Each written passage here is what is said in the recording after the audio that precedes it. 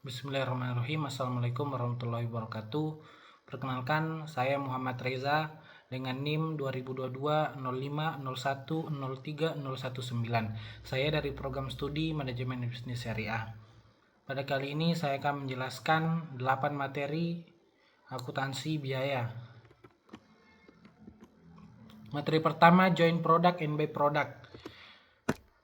Joint product atau produk gabungan yaitu beberapa produk yang dihasilkan dari suatu rangkaian atau seri produk proses produksi secara serempak dalam penggunaan bahan baku, tenaga kerja, overhead pabrik yang sama, yang tidak dilacak atau dibebankan, dipisahkan di setiap produk yang mempunyai nilai jual atau kualitas produk yang relatif sama. Yang kemudian by product atau produk sampingan. Istilah produk sampingan atau by product umumnya digunakan untuk mendefinisikan suatu produk dengan nilai total yang relatif kecil dan dihasilkan secara simultan dan bersamaan dengan produksi lain yang nilainya lebih. Kemudian materi kedua adalah just in time. Pengertian just in time adalah pendekatan manufaktur yang mempertahankan bahwa produk-produk harus ditarik dari seluruh sistem dengan adanya permintaan dan bukan mendorong seluruh sistem dengan jadwal yang tetap untuk mengantisipasi permintaan. Kemudian sistem produksi just in time. Sistem produksi just in time adalah sistem di mana suatu organisasi membeli bahan baku dan bagian-bagian produksi komponen hanya ketika mereka diperlukan dalam proses produksi. Tujuannya untuk tidak mempunyai persediaan, karena mempunyai persediaan adalah suatu aktivitas yang tidak memiliki nilai tambah. Kemudian tujuan dan manfaat just in time. Yang pertama, tujuan just in time. Yang pertama, menghasilkan produk. Yang kedua, memproduksi dalam jumlah kecil. Yang ketiga, mengeliminasi pemborosan. Yang keempat adalah memperbaiki aliran produksi. Yang kelima, penyempurnaan kualitas produk. Kemudian manfaat just in time. Satu, mengurangi ruangan gudang untuk penyimpanan barang. Yang kedua adalah mengurangi waktu setup dan penundaan jadwal produksi. Yang ketiga, mengurangi pemborosan barang rusak, cacat, dan mendeteksi kesalahan. Materi ketiga adalah material controlling atau biaya bahan baku. Memahami komponen dan pengelolaannya. Biaya bahan baku merupakan komponen penting dalam struktur biaya produksi. Tidak hanya terdiri dari harga beli bahan baku, tetapi juga mencakup berbagai biaya lain yang terkait dalam pengelolaan, penyimpanan bahan baku. Pemahaman yang mendalam tentang sistem pembelian, penerimaan, dan pencatatan bahan baku, serta perlakuan terhadap masalah-masalah khusus seperti sisa bahan baku, produk cacat, produk rusak, akan membantu perusahaan dalam mengelola biaya bahan baku secara efektif. Yang berikutnya adalah sistem pembelian atau masalah khusus bahan baku. Yang pertama, sistem pembelian. Yang pertama itu permintaan pembelian, kemudian orderan pembelian, kemudian penitimaan bahan baku, kemudian masalah khusus. Yang pertama, sisa bahan baku, produk rusak, kemudian produk cacat. Kemudian materi keempat yaitu labor controlling. Labor controlling adalah serangkaian aktivitas yang dilakukan untuk mengawasi atau mengatur tenaga kerja dalam suatu organisasi. Hal ini mencakup pengelolaan aspek-aspek seperti penugasan kerja, pemantauan produktivitas, evaluasi kerja, pengembangan keterampilan karyawan. Tujuan utamanya adalah untuk memastikan bahwa semua sumber daya manusia digunakan secara efektif dan efisien. Kemudian produktivitas tenaga kerja dapat didefinisikan sebagai suatu ukuran kinerja produk dengan menggunakan pengeluaran atau usaha manusia sebagai tolak ukur. Dalam hal ini adalah jumlah barang dan jasa yang diproduksi oleh pekerja. Dalam arti yang luas, produktivitas dapat dijelaskan dengan efisien sumber daya manusia yang diubah menjadi barang atau jasa. Yang pertama itu merencanakan produktivitas, kemudian mengukur produktivitas, kemudian dampak-dampak ekonomi dari produktivitas, kemudian meningkatkan produktivitas dalam manajer yang lebih baik atas sumber daya manusia. Materi kelima, factory overhead pabrik.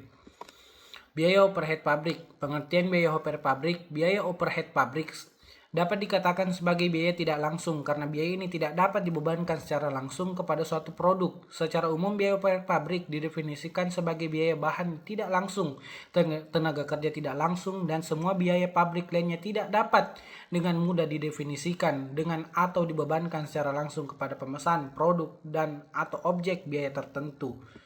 Kemudian klasifikasi faktor overhead. Yang pertama adalah penggolongan biaya per pabrik menurut sifatnya. Biaya produksi termasuk dalam biaya overhead pabrik, dikelompokkan ke dalam beberapa kelompok sebagai berikut. Yang pertama, biaya bahan penolong, kemudian biaya perbaikan dan pemeliharaan. Yang berikutnya adalah biaya tenaga kerja tidak langsung. Kemudian penggolongan yang kedua yaitu biaya per pabrik menurut perilaku dan hubungannya dengan perubahan volume produksi. Yang pertama overhead pabrik tetap, yang kedua adalah biaya overhead pabrik variabel, yang ketiga adalah biaya overhead pabrik semi variabel. Materi keenam adalah departementalisasi biaya overhead pabrik. Departementalisasi BOP. Departementalisasi biaya overhead pabrik adalah pembagian pabrik ke dalam bagian-bagian disebut departemen atau sistem pusat atau cost center yang dibebani dengan biaya overhead pabrik. Kemudian manfaat departementalisasi biaya overhead pabrik bermanfaat untuk pengendalian biaya dan penelitian penentuan biaya harga pokok produk. Pengendalian biaya overhead pabrik dapat lebih mudah dilakukan secara menggunakan biaya dengan pusat terjadinya, sehingga dengan demikian akan memperjelas tanggung jawab setiap biaya yang terjadi dalam departemen tertentu. Kemudian faktor-faktor yang mempengaruhi departementalisasi biaya per pabrik. Yang pertama adalah kesamaan operasi dan mesin. Yang ketiga adalah lokasi operasi dan mesin juga mempengaruhi departemen BOP. Yang berikutnya adalah tanggung jawab atas produksi dan biaya. Kemudian adalah jumlah departemen. Yang berikutnya adalah sistem biaya yang digunakan. Yang berikutnya adalah tujuan departementalisasi. Materi ketujuh yaitu penentuan sistem biaya standar dan analisis varian. Penentuan sistem biaya standar dan analisis varian. Pengertian biaya standar. Biaya standar adalah metode pengendalian biaya di mana standar biaya ditetapkan untuk bahan baku, tenaga kerja, overhead berdasarkan analisis menyeluruh terhadap operasi perusahaan. Biaya standar adalah estimasi biaya yang seharusnya dikeluarkan oleh dalam kondisi yang efisien. Kemudian pengertian analisis varian. Analisis varian adalah proses membandingkan biaya aktual dengan biaya standar untuk menentukan penyimpangan atau varian. Analisis ini membantu mengidentifikasi area di mana kinerja tidak sesuai dengan harapan dan memahami penyebab variannya. Kemudian manfaat sistem biaya standar dan analisis varian. Yang pertama adalah pengendalian biaya. Yang kedua adalah penentuan kinerja. Yang ketiga adalah pengambilan keputusan. Yang keempat adalah perencanaan. Kemudian materi ke-8, analisis biaya pemasaran. Analisis biaya pemasaran adalah biaya yang terjadi untuk melaksanakan kegiatan pemasaran produk. Contohnya biaya iklan, biaya promosi, biaya sampel, biaya pemasaran dalam arti sempit dibatasi. Artinya dengan biaya penjualan, yaitu biaya-biaya yang dikeluarkan untuk menjual suatu produk ke pasar. Kemudian pengelolaan biaya. Pengelolaan biaya untuk mendapatkan pemasaran atau order getting, yaitu semua biaya yang dikeluarkan dalam usaha untuk memperoleh pesanan. Contohnya komisi penjualan, advertensi, biaya dan promosi. Kemudian biaya untuk memahami pesanan atau order filling cost, yaitu semua biaya dikeluarkan untuk mengusahakan agar supaya produk sampai ke tangan pembeli, dan biaya-biaya untuk mengumpulkan uang dari pembeli. Contohnya adalah biaya pergudangan dan biaya pembungkusan.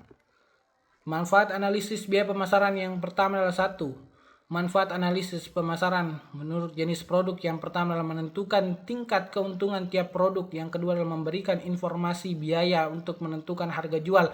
Yang terakhir adalah membantu dalam memperbaiki pengaruh perubahan produk atau metode penjualan produk terhadap biaya dan laba.